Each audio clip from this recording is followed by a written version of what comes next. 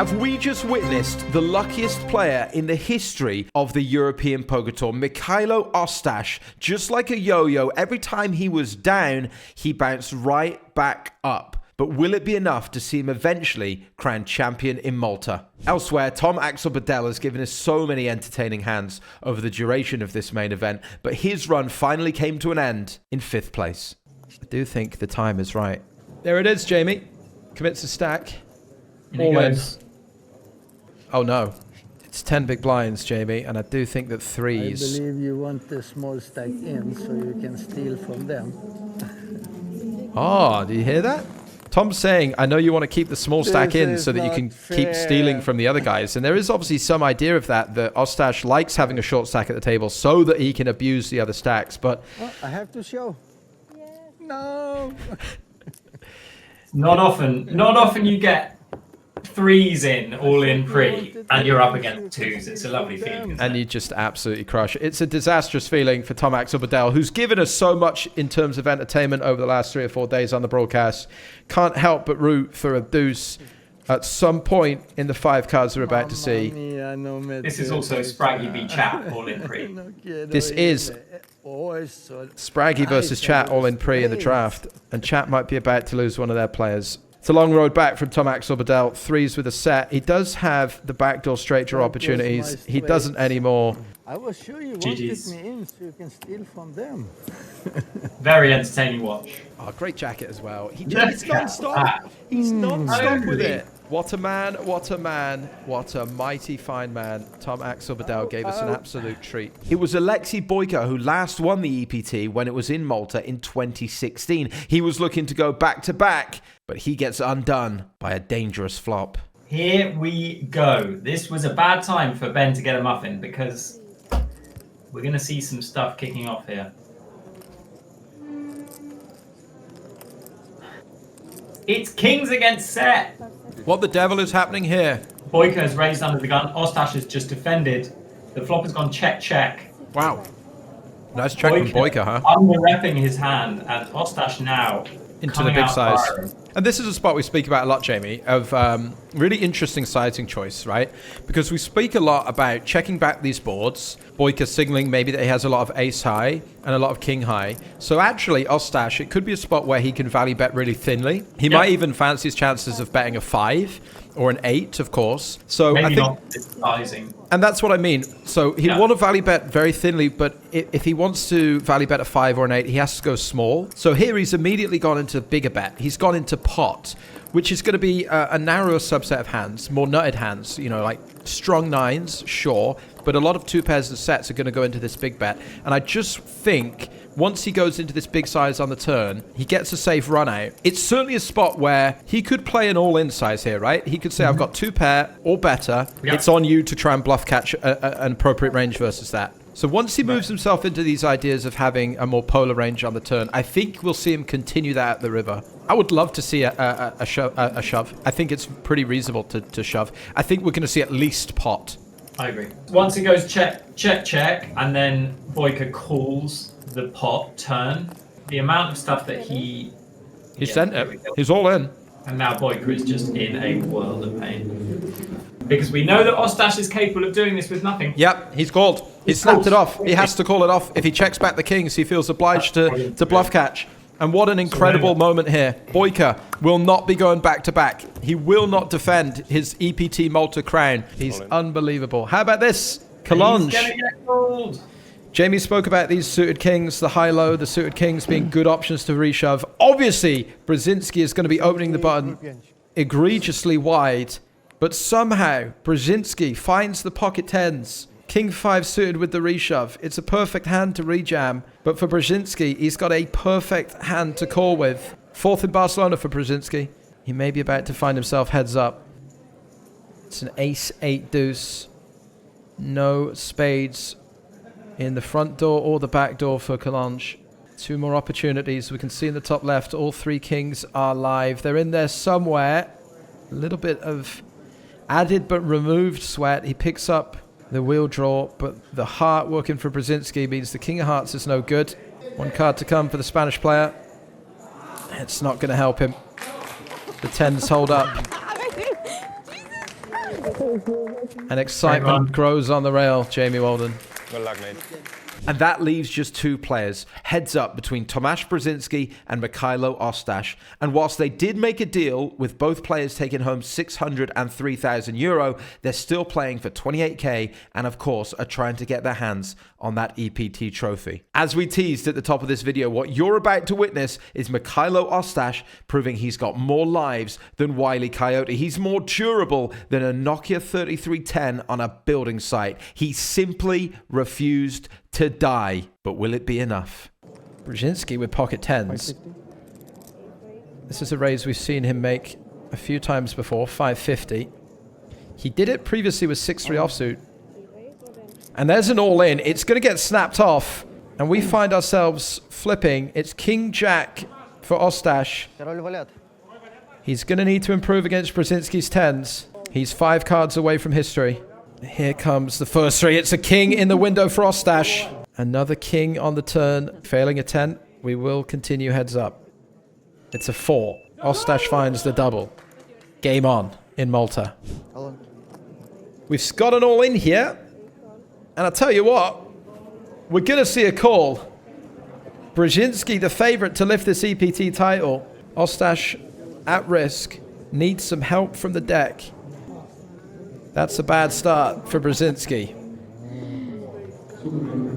Brzezinski's had it all his own way in terms of working with the deck until he's all in to seal the deal. Brzezinski looking for an ace now to reclaim the lead. That's game over. 100% next to Ostash. Let's go back. Let's go back, he says. Got a little bit more work to do. For the second time, he had a chance to be crowned champion. Brzezinski on the button with a 10-9 offsuit. Wagers it all. We've seen him make this move. And we've seen it snapped off here. And it is another flip situation. Ostash has survived twice.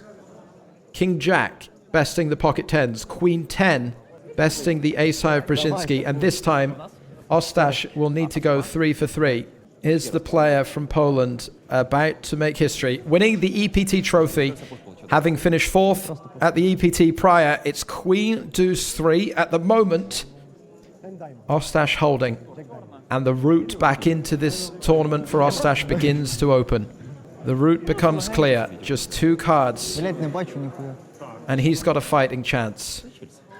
A 7 of diamonds on the turn is an aggressive sweat. Brzezinski moves up to 32% to become your EPT champion. Hits a king, and once again, Ostash survives. 3 all-ins, 3 wins. It's a limped pot. 2 players to the flop. 10-8-4, huge for Ostash. That momentum shift. Still with him. He's rebuilding his stack. He flops top and bottom, but crucially here, Brzezinski with a good share of this one as well. 2 straight draws, both directions. A double gut shot, if you will, a 5 or a 9, and he's going to make a straight. And the story of this final table so far for Brzezinski is finding cards when he needs them most. He's going to be facing a raise from Ostash, who's just looking to drive value on his top and bottom. So many worse hands that can continue against him, of course. And Brzezinski will take one off. He's in position. He's looking for that straight. And whilst Brzezinski doesn't make the straight, it's another turn that is going to leave Ostash feeling a lot more miserable about his hand. His pairs get counterfeited, and by that we mean that Ostash is now going to be losing to ace 10 and king 10. But of course he's also falling behind if Brzezinski gets to this spot with an 8. And so Brzezinski starts with ideas of stealing this one away in mind. 1.8 million. Ostash still with the top pair. And whilst his hand is worth a lot less, it's not worth nothing. In fact, it's still worth quite a bit. He is going to be able to bluff catch against, yes, 6-7, but also Jack 9 and Jack 7 and Queen Jack and all these straight draws against which the 10 is still in front. Now, Brzezinski with 7 high, but still chances to improve. 1 card to come. It is an ace. Just wonder how often Brzezinski is going to be betting in position with an ace in his hand. I think we see Ostash once again check in flow here, having raised on the flop. Unsure how often he can claim an 8 or claim an ace and sort of want to retake the betting lead. So we see him check. And this is Really, I feel like a mandatory bluff situation from Brzezinski. He can still be up against a queen high. He can, yeah, and he's going to apply some pressure here. He can very credibly claim that he has an 8. And as you can see, Ostash very, very upset that he's facing a decision for his tournament life. It's really uncomfortable. He has to decide, how often does Brzezinski have a missed straight draw? How often does he have an 8 jamming for value? Is it even possible that he bets an ace on the turn and now has an ace for value as well? I think we have to just think how many flush draws, how many straight draws are open. Let's start thinking about that. You've got 6-7, you've got 5-7, you've got 9-7, you've got Jack-7, you've got Jack-9, you've got Queen-Jack. And I think once you start adding all these combinations together, of course your opponent's going to have an 8 sometimes, but even, you've got Queen-9.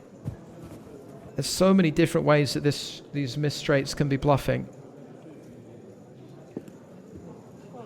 Yeah, he feels like he has to call it off, even with a 10, a counterfeited 10, windmills it down onto the table. It's a really good look-up from Mikhailo Ostash. I think Brzezinski absolutely correct to bluff his 6-7. It's a really perfect bluffing combination. But Ostash finds the tough call, and what an incredible turnaround this is. It's flipped the chip lead. Starts nice and slow for a limp. Ostash for a check. We're heads up, as we so often are. It's a huge flop for both players. It's a huge turn for Ostash. Goes into the trappy line here. Checks again on the turn. 400,000. Brzezinski just taking the bait. As well he might. I think this is a nice bet from Brzezinski. Open-ended straight draw. 8 of hearts is going to benefit from folding out a hand like a queen 8. Maybe even folds out some ace highs, jack highs. But on this occasion, he's facing a raise to 1.4 million. I'm all in. Oh, and he shoves very quickly. Very, very quick turn shove here. Ostash snaps it off. And Ostash I'm not coming. looks set for a double up once again. Gets it all in on the turn with a flush. But Brzezinski does hold the 8. Another heart on the river. And Tomasz Brzezinski is your EPT champion. And it would be a sick way to go. This turn, 3-bet all in from the 8 high. Ostash looks set to double up, but does need to fade a heart. Brzezinski looks very relaxed. 10 hearts. Calls for the 10 of hearts with 12 million in the middle. Jack. King. Jack hearts. Go. Tension in the air is palpable. It's that man spiking one of his 7 outs to win the title. He is not. Ostash, 5 all-ins, whilst the at-risk player, it's 5-0. Round 5. I think we're going to see it all in here. Yes, we are. So Ostash gets it in good. He's got king 3. He has won the last 5 all-ins. He will need to win a 6th to stay in the tournament. Ostash from Ukraine, watching on, hoping to hold. It's ace king 8. 5 all-ins in a row, and this might be the 6th. Brzezinski just 3% to win it on this hand. Will there be a sweat? There's always a sweat. No sweat. It's a deuce. Well, the good news for Ostash is that he won his all-in and he stays alive in the tournament. The bad news for Ostash is he's still got about 10 big blinds, I think. I'm running good on a board. You're running good in the flips. Who will win? Isn't that the case? Isn't that what I just said? Brzezinski running good on the board. Ostash running good on the flips. 10-8 suited. 10 big blinds. Shoves it. Called. King Jack. Another all-in. This time Brzezinski in front. What should I do now? I have to change something. Brzezinski with another chance to secure the title. Can he lose 7 all-ins in a row? For the first 6, they've been with Ostash. Will this madness end, or will the comeback continue? The rails watching on again. The flop. 4, 5, 6. There's always a sweat. Additional outs moving into play. 7th all in. The 7 always coming. Oh my goodness. And it does. The 7th all-in a row for Ostash. The 7 always coming, drops in on the turn. And I promise you, I had no clue. He makes a super straight up the river. I had no spoilers on any of these hands. The 7 is always coming. 4, 5, 6, 7, 8, 9, 10. The longest straight you've seen in your life. Today I thought that I'm the In your luckiest life. player alive. It's 7-0 to Ostash. Very soon he's going to need it to be 8th time lucky, you might feel. Unless he can spin up in the streets. Unless he can get involved in some hands. 9-7 suited for Brzezinski. Ostash wakes up with 7s. Tournament life on the line again. Another all-in. 8.6 million in the middle. And this time, Mikhailo Ostash finds himself as a significant favorite. He might be going 8-0, chat. Stand by. 7. All in for a 7. It was Bedell who flopped the hearts against Tom Vogelsang, wasn't it? With the king, queen of hearts. No such luck for Brzezinski. Ace, ace, 6. At the moment, Ostash a favorite to secure the win again, to secure the double up again. Could it be 8-0 to Ostash in all ends? We are not getting him. Turn is a deuce. 1 card to fade. Needs to be a 9 for Brzezinski. It's a queen. Ostash back in the game once again. So Ostash on the button. We're now playing 200k, 400k. And hello there. Ostash makes it a million. 2 very clashable hands. All in announced. It's going to be a call. And what about this for a story? This is the first time that we have had an all-in where it is Ostash with the chip lead. He has won 8 all-ins in a row. I've lost count. 8. And for the first time, if he goes 9-0, he will be the champion. He hasn't won any of them yet. He needs to win this one or it's all over. He cannot go 0 for 9. It's 5-4-4. And the heads-up battle that refuses to end. Cards being called. 6 on the turn's not going to help. Ostash, 1 ace or 1 jack away from lifting the trophy. Brzezinski's rail call for a low card. It's a 9. It's low enough. It is the first all-in that Brzezinski has won. And crucially, not only is it the one that keeps him in the tournament, but now we're back to where we were previously. Ostash with just 6 big blinds. These two destined to fight forever. It's just typical that the one he wins is the one that prolongs the match. Here we go. Pocket 10s. And a call. And you've got to imagine that Brzezinski is going to be a big favorite most of the time to win the tournament. But it's another 50-50. It's another flip. Another opportunity to get his hands on the trophy. All he's got to do is hold with the 10s. 5 cards to come. He's going to need to come from behind. I guess it's a flip. Close enough. Needs to improve. A jack of hearts and a queen on the flop. It might be happening again for Ostash. I cannot believe what I'm watching. We all can't speak. Okay, well, it's a king. It's an unwanted 2-pair because that opens up an ace for Brzezinski. Ostash holding for now to get back into the game once again, and he does. Ostash refuses to die. 9-1. When it matters again, he finds it again. What on earth are we watching? MJ in the chat says the dude is immortal. They both are. It was funny, but not anymore. Brzezinski says it was funny, not anymore. It is beyond the ridiculous. We are entering the realm of the sublime. 9 all-ins to survive. He's won every single one of them. Ostash with a big hand, king, queen, shoves it all in. There's a call. We're all in and called. And Brzezinski, for the 10th time, is all in with Ostash covered. He once again has the best hand. He's close to 60-40. 9 times he's not won the all-in. Is 10th the charm? Maybe the 9 lives are up. 5 cards to fade for Brzezinski. It's a king in the window. It's a king behind it. How does he do it? 99% on the flop. It's all but over. Ostash cannot bust this tournament. The 9 guarantees it. Brzezinski cannot believe it. How can he believe it?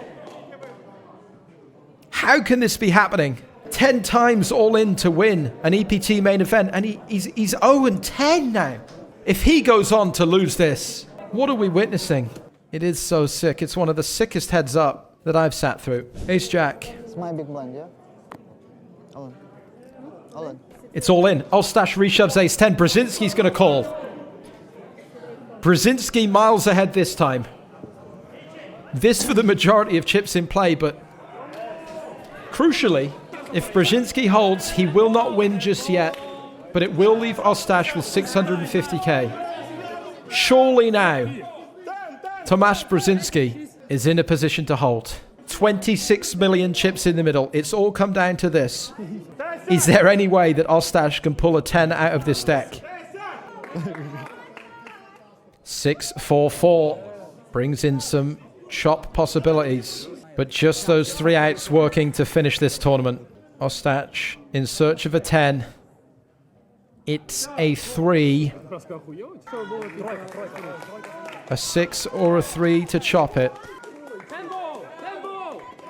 Ostash's rail calls for the 10. It's a 7. Tomasz Brzezinski gets all of his chips back into his stack. They're celebrating. It's not over yet, but Ostash down, I think, to just 1 big blind. We've seen him do it before, but surely even Ostash will have a hard time coming back from this one. I think it would be too cruel for Ostash to come back from here again. I think he's going to have about 450,000 chips. And for 5? There's confirmation. It's 52 big blinds against 1 big blind. Sounds like Mikhailo Ostash is all in. I don't think he's seen his cards yet. He's going to be dominated as well. It's very unfortunate. 5-4 against 10-4. Finally, Brzezinski. It's right there.